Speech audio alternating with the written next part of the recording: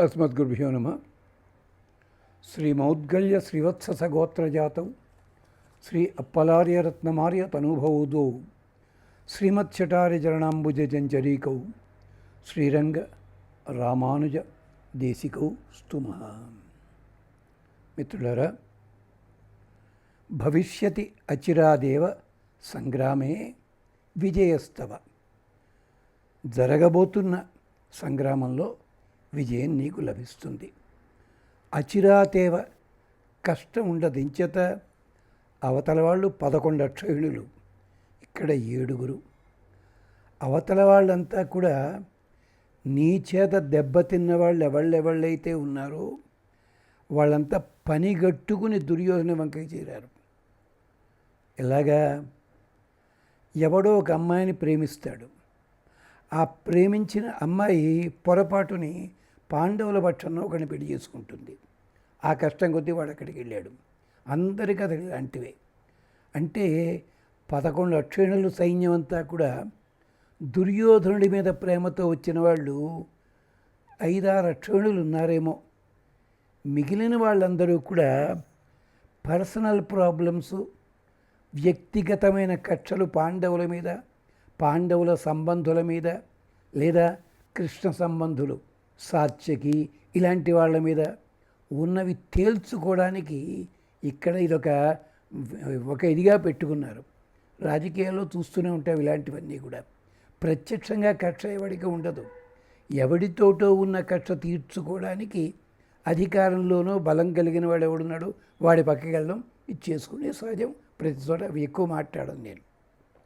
అందుకనంటోంది మమ ప్రసాదాత్ నిర్జిత్య హత్వ కౌరవవాహిని. నా అనుగ్రహం నీకెలాగా దేవతానుగ్రహం ఉంది, పెద్దలందరూ ఇచ్చారు, ధౌమ్యుడు ఉపదేశించాడు, కృష్ణే కొండంతగా అండగా ఉంటాడు.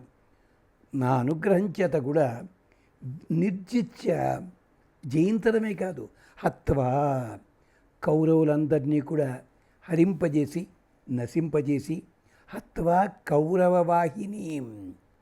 ఎందుకని ఇంతమందిని చంపాల్సి వచ్చింది? కృష్ణ పరమాత్మ సంకల్పం. జరిగింది ఏమిటో తెలుసునా? ద్రౌపదిని ఈడ్చుకొచ్చిందెవడు? దుశ్శాసనుడు. ఒలవమన్నదెవరు? దుర్యోధనుడు. ఇంత చేశాడు. కథ చాలా పెద్దది. ఆ ఒలిచిన వస్త్రాలన్నీ కూడా గుట్టలుగా పడుంటే ఈ డిజైన్ల గురించి విన్నారట వాళ్ళు. పాపం ఎవరు? భానుమతి వీళ్ళంతాను. ఆ చీరలు తెప్పించి పెట్టండి అన్నారట. ఆ ఉన్న చీరలన్నీ మడతలు పెట్టడానికి ఈ 100 మంది సరిపోలేదు, 100 మంది సైన్యం సరిపోలేదు. బోర్డర్ సెక్యూరిటీ ఫోర్స్ అని వాళ్ళని పట్టుకొస్తే వాళ్ళు కనీసం 5 రోజుల పాటు శ్రమించి మడతలు పెట్టి పంపించారు అంతఃపురానికి. అప్పుడు దుర్యోధనుడు అన్నాడు, ఈ వస్త్రాలు చూడగానే ద్రౌపదికి జరిగిన అవమానం, పాండవులకు అవమానం నా కళ్ళ ముందుండాలి. అంచేత మీరందరూ రాణులు, మీరందరూ కూడా ఈ వస్త్రాలు ధరించి మాకు బఫే డిన్నర్ కాదు, భోజనం వడ్డించండి అన్నట్ట. భానుమతి, ఆవిడ పరివారము, వీళ్ళ భార్యలు వీళ్ళందరూ వస్త్రాలు కట్టుకున్నారు. వడ్డించడానికి వచ్చారు. వాళ్ళ ఒంటి మీద వస్త్రాలని మాయమైపోయాయి. మహాభారతంలో ఉంది ఇది. అంటే ఒక్క ద్రౌపదికి చేద్దామనుకున్న అనుమానం ఎంతమందికి వచ్చింది. కృష్ణుడు ఇంకో పని చేశాడు. ఏమొచ్చిన ఈ బట్టలు ముట్టుకున్న ప్రతి ఒక్కడిని, కౌరవుల 100 మందిని చంపింది భీముడైతే మిగిలిన సైన్యాలు వీళ్ళందరినీ కూడా పతివ్రతామ తల్లి వస్త్రాలు ముట్టుకున్న పాపానికి ఒక్కడిని మిగల్చలేదు. గమనించండి. ఎక్కడో కృతవర్మ, అశ్వత్థామ, కృపాచార్యుడు వీళ్ళు 3 తప్ప ఎవడు, భీష్ముడు సరే నిలబడ్డాడు ఆయన, ఇకెప్పుడూ మిగల్లేదు. ఇది శ్రీవచన భూషణం అని చెప్పి వైష్ణవ సాంప్రదాయ గ్రంథంలో ఓ చోట ప్రత్యేకించి వివరిస్తారు. అందుకని హత్వా కౌరవ వాహిని రాజ్యం నిష్కంటకం కృత్వ. చివరికి పట్టాభిషేకం జరుగుతుంటే ఒకడెవడో ఋషివేషం వేసుకొచ్చి దుర్యోధని పార్టీ వాడు ధర్మరాజును పట్టుకుని నీకు నరకం వచ్చేస్తుంది, నీ పూర్వీకులంతా అవస్థపడుతున్నారు, అక్కడ నువ్వు చేసిన దౌర్భాగ్యం అంటే రాజ్యం వదిలేద్దాం అనుకున్నాడు. పాపం అక్కడున్న ఋషులు బ్రాహ్మణోత్తరంతా దర్భలతో కొట్టి చంపారు వాడిని. ఇది మనకి ఆనుశాసనికము శాంతి పర్వంలో ఆ కథలో చూసుకోండి ఒక్కసారి. నిష్కంటకం కృత్వా భోజ్యసే మేదినీం పునః. నీది ఉంది కదా విస్తరించిన భూమండలం, మళ్ళీ అనుభవిద్దుగా నువ్వు. భ్రాతృభి సహిత రాజన్ ప్రీతిం ప్రాప్స్యసి పుష్కలాం. పూర్తి ప్రీతిని, రాజ్యాన్ని అనుభవిస్తావు నువ్వు. అంటే ప్రీతి అంటే ప్రేమ ఏమిటి, ఆనందం ఏమిటి అంటే భీష్ముని బోధలు కూడా వింటావు నువ్వు. వచ్చి కూర్చుంటావు, వింటావు. అది అంతేకాదు, నీ రథంలో ఎవరుంటారో కదా, అర్జునుడి రథంలో రథే తిష్టన్నయతి సుషారథి, అలాంటి మహానుభావుడు కూర్చుంటాడు అక్కడ. అందుకని అలాంటి వాడు. మత్ప్రసాదాచ్యతే సౌఖ్యం ఆరోగ్యం చ భవిష్యతి. నా అనుగ్రహం చేత నీకు సుఖము ఆరోగ్యము కూడా. అందుకనే నువ్వు నీ శరీరాన్ని వదిలిపెట్టాలని అనుకున్నప్పుడు మాత్రమే స్వర్గారోహణ పర్వంలో అలాగ వదిలిపెడతావు తప్ప నీ ఆరోగ్యానికి ఏమీ ఇబ్బంది కలగదు అమ్మవారు చెప్పింది. ఇది అంటే ధర్మో వివర్ధత అని చెప్పుకోవడంలో అంతరార్థం ఇక్కడుంది. ధర్మం తప్పవద్దు, కష్టం ఉంటుంది, ఆ కష్టం కూడా దాటగలవు నువ్వు. అప్పుడు అంటుంది అమ్మవారు, నాయన ఈ స్తోత్రం ఎంత గొప్పగా చేశావు. ఏచ సంకీర్తయిష్యంతి లోకే విగత కల్మష. కల్మషం వదిలిపెట్టాలి. యక్షుడున్నాడు, సూర్యుడున్నాడు, కృష్ణ పరమాత్మ ఉన్నాడు. సంకల్ప మాత్రం చేత శత్రువుని చంపగలడు కదా. నాయనా కృష్ణ ఆ శత్రువుని చంపి అంటే తలుచుకోలేడా, చేయలేడా స్వామి? కాదు. విగత కల్మష. వాళ్ళు తప్పులు చేశారు కరెక్టే. ఎందుకని? నేను చేసిన తప్పు ఉంది. జూదమాడ్డం నేను చేసిన తప్పు. ఎవడికో ఇచ్చిన మాట కోసం అని చెప్పి, మాట తప్పనని చెప్పి సరదాగా ఆడాల్సిన జూదాన్ని పందాలు కట్టి వెళ్ళిన వాడిని నేను తప్పు చేశాను. భార్యకి అవమానం జరుగుతుంటే చూస్తూ ఊరుకున్నాను. అలాంటిది జరిగింది. అంచేత అదే అంటాడు తోడు కృష్ణరాయ గారి నాటకం పాండవోద్యోగంలో ఉంటుంది. ఎంచేతంటే నా భార్యని ఇంత అవుతూ ఉంటే చూస్తూ ఉండగా ఇందేదీయులేని భీష్ముపైకి గదవేళ గదాప్రహారమా, ఎందుకు భీముని మీద కడతావేంటో నువ్వు. పద్యం మర్చిపోయాను కంగారు పడిపోయి. అది జూదరినై శత్రువుల పాలనరించి ఆలుబిడ్డలను అడవుల్లో కష్టపెట్టాను నేను అని ఏడ్చాడు ఆయన. అది విశేషం. అందుకని అంటోంది అమ్మవారు, ఏచ సంకీర్తయిష్యంతి లోకే విగత కల్మష తేషాం తుష్టా ప్రదాస్యామి రాజ్యం ఆయు వపు సుతం. వాళ్ళకి నేను సంతుష్టురాలనయ్యి ప్రదాస్యామి, రాజ్యం ఇస్తాను, ఆయుష్ ఇస్తాను, శరీర ఆరోగ్యం ఇస్తాను, సుతం సంతానం ఇస్తాను. అంటే కేవలం ధనం ఒక్కటే కాదు, ఇంచేత రాజ్యం కావాలి. రాజ్యం అనుభవించడానికి తగిన ఆయుష్ ఉండాలి, ఆయుష్తో పాటు శరీర దారిద్ర్యం ఉండాలి. అంతేకాదు ఇదంతా కూడా తర్వాత వెళ్ళాలి. అలాంటి సంతానాన్ని కూడా ఇస్తాను. ఉపపాండవులు పోయారు, అభిమన్యుడు పోయాడు, వీళ్ళంతా పోయారు. కానీ పరీక్షిత్ వచ్చాడు, అతని మళ్ళీ జన్మించాడు మహానుభావుడు. అలాగా ఇలా మహానుభావుడు అందరూ కూడా చక్కగా రక్షిస్తారు నిన్ను. అది అంచేత విగత కల్మష, స్వార్థం పనికి రాకుండా చదవాలి ఈ స్తోత్రాన్ని. ఇది ఎప్పుడు చదవాలి ఇలాంటి స్తోత్రం? ఆవిడ చెప్తోంది, ప్రవాసే నగరే చాపి.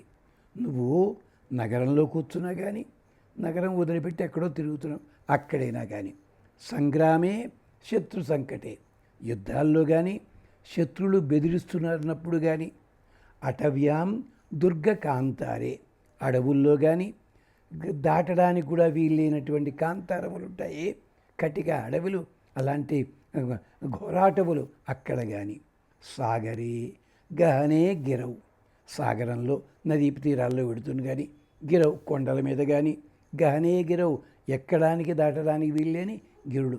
అంటే వీటికి చోటంటూ లేదు, కాళ్ళు చేతులు కడుక్కోవాలి, ఇలా కూర్చోవాలి, అవసరం లేదు, ఎక్కడైనా చదువుకోవచ్చు. ఏ స్మరిష్యంతి, దేశ కాల నియమాలు లేవు.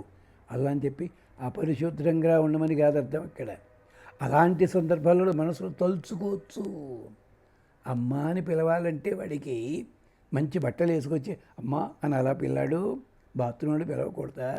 వాడు చంటి పిల్లాడు పాడు చేసుకుంటాడు, చంటి పిల్ల పాడు చేసుకుంటుంది, మే నడుస్తుంది, అంతే. నువ్వు శుభ్రంగా ఉండడవాలి, నన్ను ఎక్కడ అంటుందా ఎక్కడైనా అంచేత అమ్మ నువ్వు.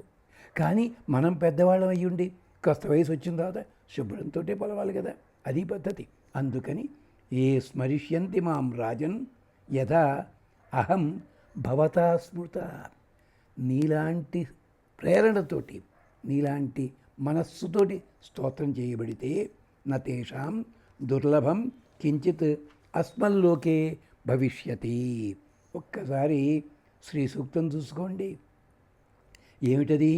శ్రీహి వర్చస్యం ఆయుష్యం అని, వర్చస్యం ఆయుష్యం ఆరోగ్యం ధనం ధాన్యం పశుపుత్రలాభం దీర్ఘమాయు రుణరోగాది దారిద్ర్యం నశ్యతు. ఇది మనకి శ్రీ సూక్తంలో చెప్పిందంతా కూడా. ఇదంతా కూడా నాశనమయ్యి క్షేమం కలుగుతుంది బాబు నీకు. అంచేత నీకు అన్ని రకాల రక్షణలు కలుగుతాయి, చూసుకో. ధర్మరాజుకి ఇలాంటి కష్టాలే కదా వచ్చింది. ప్రవాసం వచ్చింది, నగరంలో ఉన్నప్పటికీ సంగ్రామం వచ్చింది, శత్రువులు ఉన్నారు, సాగరి గహనే గిరవు, ఇలాంటివన్నీ కూడా ఇవే కష్టాలు. అంటే అలాంటి కష్టాలన్నీ కూడా తొలగించగలిగిన దాన్ని నేను. ఎంచేత కాత్యాయనాయ విద్మహే కన్యకుమారి ధీమహి తన్ను దుర్గి ప్రచోదయాత్. ఈ మంత్రార్థానికి విశేషమదనమాట. అందుకని ఈ కష్టాలన్నీ తొలగిస్తారు. ఎవళ్ళైనా ఈ దుర్గా స్తోత్రం కాస్త ప్రింట్ చేసి నలుగురికి పంచిపెట్టచ్చు కదా. ఇలాంటి సులభమైన స్తోత్రాలు మనకు వద్దండి. సమాసాలు, ఆ పదం ఎక్కడ విడగొట్టకూడదో అక్కడ విడగొట్టడం. ఎలాగా? సంసార పంక నిర్మగ్న సముద్ధరణ పండిత. నీ ఇల్లు బంగారం కానీ వీడియోలో కూడా ఆవిడ సంసార పంక నిర్మగ్న, సంసార పంక నిర్మగ్న సముద్ధరణ పండిత, అది పదం. ఇలాంటి పదాలు కనీసం 11 ఉన్నాయి. తప్పు. అలాగే విశ్వాసరామం మరో దాంట్లో పదాలు విడగొట్టకుండా ఇష్టం వచ్చాడు చదివేసి ఏం చేయాలి? నమస్కారం. ఇదం స్తోత్రం భక్త్యా శృణుయాత్ పఠేత్వా తస్య సర్వాణి కార్యాణి సిద్ధిం యాస్యతి. పాండవ ఒక్కసారి పాండవుల వంక చూచింది. నాయన ఇది గుర్తుపెట్టుకోండి, అన్నయ్య స్తోత్రం చేశాడు కదా, మాకేం ఉపయోగం అని అనుకోకండి. ఎవరు తలచినా చదివినా మనసులో పెట్టుకున్నా వస్తుంది. అంతేకాదు చిట్ట చివరిగా అతి ముఖ్యమైన విషయాన్ని చెప్తోంది అమ్మవారు. నాన్న మత్ప్రసాదాచ్చ, నా అనుగ్రహం చేత సర్వాన్ సర్వాన్ విరాటనగరే స్థితాన్. మీరందరూ పెడతారు, విరాటనగరంలో ఉంటారు, ఏదో కొలువుల్లో ఉంటారు. అక్కడ ఉన్న నిన్ను నా ప్రజ్ఞాస్యంతి కురవ, కౌరవులు ఎంత ప్రయత్నించినా మిమ్మల్ని మాత్రం కనుక్కోలేరు. ఇది ఉద్యోగపరంలోనూ ఉంది, విరాటపరంలో కూడా ఘట్టంలో వస్తుంది ఈ భాగం. వాళ్ళు ఎంత ప్రయత్నించినా కూడా జల్లెడ పట్టారు అన్ని దేశాలకేను. ఎక్కడ ఉంటారు చూడండి అని చెప్పి ఎవడి వల్ల కాలే.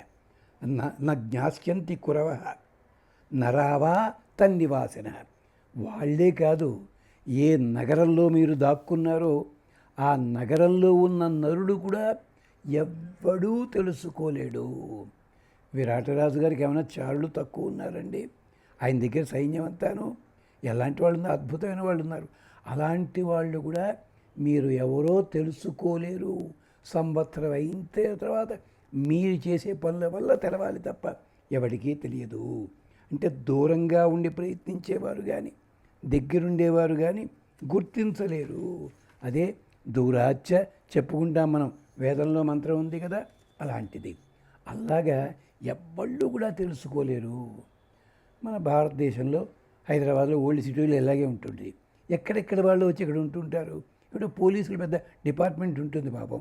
ఏమిటి ఎక్కడో మర్డర్ లేదు అప్పుడు గుర్తుపెట్టి వాడు వచ్చాడు, నీ ఇల్లు బంగారు గారు, మరి ఇన్నాళ్ళు ఏం చేసావు నువ్వు అంటే ఏమిటనమాట, అంతఃశత్రువులు లాంటి వాళ్ళని కూడా పట్టించగలదు. దీన్నే మా సముద్రాల రాఘవాచార్య గారు, పింగళ, వీళ్ళంతా కూడా అద్భుతమైన సినిమాలు అద్భుతంగా రాస్తారు. ఆ బిట్లు ఎప్పటిపాటును కూడా ఎవడూ గుర్తించలేడు. అలాంటి సన్నివేశం. ఇత్యుక్త్వా వరదా దేవి యుధిష్ఠిరం అరిందమం. యుధిష్ఠిరుడు అరిందముడు అంటే శత్రువులని దమింపజేసినవాడు.